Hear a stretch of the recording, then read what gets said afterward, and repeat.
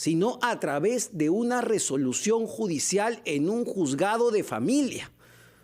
Pero bueno, vamos a analizar justamente ese tema. Vamos a analizar ese tema y estamos conectados con el abogado penalista Andy Carrión. ¿Cómo está, doctor Carrión? Muy buenos días, qué gusto saludarlo.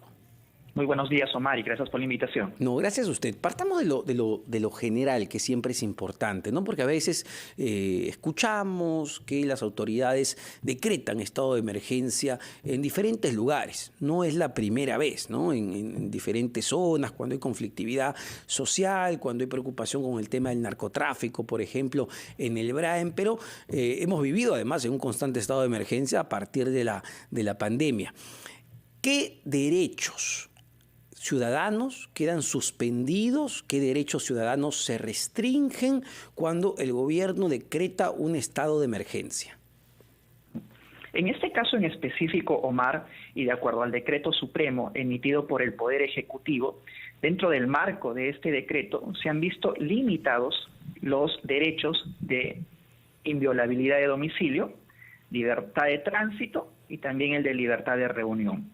Pero ojo que no han sido limitados de manera absoluta, sino con una finalidad que es precisamente del control de la criminalidad. Es en este contexto en el cual se da este decreto supremo que ahora todos estamos en realidad analizando a raíz precisamente, como lo manifestaste en la introducción, del llamamiento a protestas en contra del gobierno. Habría que ver si los alcances, y esa es la pregunta principal de este decreto supremo en la limitación de estos derechos fundamentales, podría también alcanzar a la limitación de la libertad de reunión o de protestas, tal como está establecido en el numeral 12º del artículo 2 de la Constitución Política del Perú. Yo le tengo que pedir permiso al ministro del Interior, ¿no? Al Ministerio del Interior, si quiero salir a protestar contra un presidente del Consejo de Ministros denunciado por agresión física a su esposa, a su hija. ¿Tengo que pedir permiso para salir a protestar?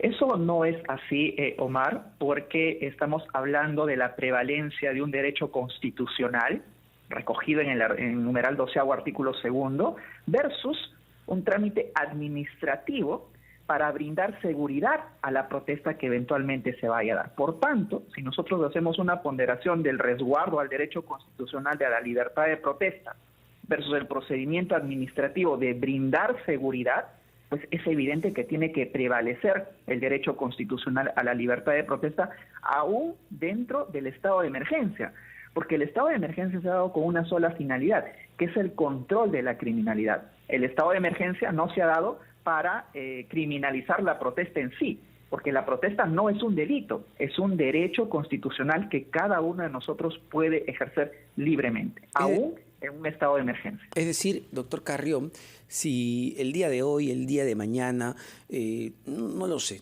las personas, ¿no?, deciden acudir a la Plaza San Martín, por ejemplo, un tradicional punto de encuentro para justamente manifestarse, la policía no podría ir y decir, bueno, se me van de aquí porque estamos en estado de emergencia. No podría hacer eso, no podría romper la manifestación, ¿o sí? Lo que podría hacer la policía, y dentro de los protocolos establecidos en el marco del estado de emergencia, es precisamente solicitar la identificación de las personas que participan en la manifestación. Ello para identificar si es que hay, por ejemplo, un prontuariado dentro de la propia manifestación o alguna persona que tenga algún tipo de antecedentes.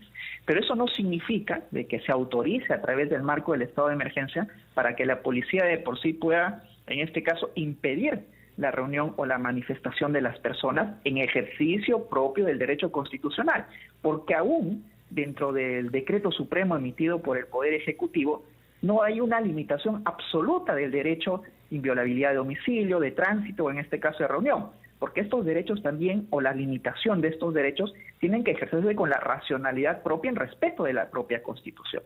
Así es que esa ponderación es importante reafirmarla, puesto que no hay una limitación absoluta. Incluso ahora mismo en el derecho a participar dentro de una reunión o dentro de una protesta legítima. Perfecto, doctor Carrión, le pido unos instantes, tenemos que escuchar a nuestros anunciantes, pero venimos para seguir justamente comentando este tema. Le dejo la pregunta sobre la mesa, que tiene que ver con el toque de queda. El toque de queda, que que se levantó recientemente tiene algo que ver con el estado de emergencia? Es decir, ¿en estado de emergencia hay toque de queda o son figuras distintas? Por favor, me contesta después de los 10:18 de la mañana. Continuamos en Encendidos, pero mucha atención a lo siguiente. ¿Buscas una atención médica diferente con la más moderna infraestructura, el trato amable que mereces? Clínica Viva en Los Olivos tiene la mejor propuesta para tu salud. Cuenta con las principales especialidades médicas, servicio de emergencia y cuidados intensivos las 24 horas. Reserva tu cita llamando al 715-4600, 715-4600 y búscala como Clínica Aviva en redes sociales. Más que una clínica, somos Aviva. Son las 10:19 de la mañana. Estamos conversando con el abogado penalista Andy Carrión sobre los derechos que uno tiene o los derechos que se ven suspendidos en medio de un estado de emergencia, ahora que estamos en un estado de emergencia y se anuncian una serie de protestas, de manifestaciones para los siguientes días, a partir de hoy y el día de mañana, en protesta evidentemente ante la designación del presidente del Consejo de Ministros, Héctor Valer, quien tiene denuncias, no solo en la comisaría, denuncias de agresión física contra su hija y su esposa, sino una resolución judicial de un juzgado de familia y además también de los cuestionados nombramientos dentro del gabinete. Y doctor Carrión, yo le dejaba planteada la pregunta: ¿qué pasa con el toque de queda que se levantó recientemente? ¿Tiene algo que ver con el estado de emergencia? La policía podría decir, bueno, ya es medianoche, así que señores, señoras que están manifestándose se tienen que ir a su casa o los vamos a detener. De ninguna manera ya tiene relación con ello, Omar, porque tal como lo acabas de mencionar, esta medida del toque de queda que se había venido dando hasta el día de hoy, bueno, hasta el 31 de enero, ya fue levantada por el Ejecutivo. Es decir, de que desde el 1 de febrero ya no es posible que las autoridades nos digan de que ya es tarde, ya es la 1 de la mañana o medianoche y uno tiene que, por tanto, retirarse a su domicilio. Esta medida ya se dejó sin efecto y la única que al día de hoy sí estaría vigente es este decreto supremo del estado de emergencia, que no implica horas precisas de movilización. Es decir, uno puede movilizarse ya a la hora que uno crea conveniente, sin esta limitación del toque de queda. Sin embargo, tal como lo conversamos en el bloque anterior, sí se ven limitadas al día de hoy, de acuerdo al decreto supremo, la inviolabilidad de domicilio, por ejemplo, la libertad de reunión y también la libertad de tránsito, con las limitaciones propias de un Estado de Derecho. No estamos en un Estado absolutista donde se suspende absolutamente este derecho, sino en un ejercicio razonable del mismo con la finalidad de controlar la criminalidad, no con la finalidad de impedir las movilizaciones, sino únicamente con el control de la criminalidad. Una última pregunta, doctor Carrión. ¿Qué debe hacer una persona o sus acompañantes si, me pongo en el supuesto, el día de hoy se reúnen en la Plaza San Martín para protestar, para manifestarse, llega la policía y empieza a detener a la gente? ¿Qué debe hacer esa persona detenida o, de lo contrario, alguien que está viendo esa detención?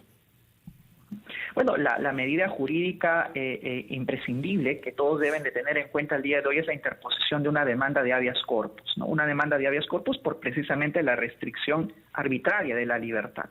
Y ese sería el recurso que al día de hoy todos deberían de tener en cuenta a efectos de enfrentar decisiones arbitrarias como la que acabas de mencionar, Omar. Perfecto, y no dejar de grabar además, ¿eh? Yo lo aconsejo muchísimo. Tenemos ya estos equipitos que nos sirven justamente para registrar absolutamente todo. Eso es sumamente importante si usted, amigo o amiga, ve algún tipo de injusticia. Muchísimas gracias, doctor Carrión, por esta entrevista. Omar, buenos días. El abogado penalista Andy Carrión. Son las 10:22.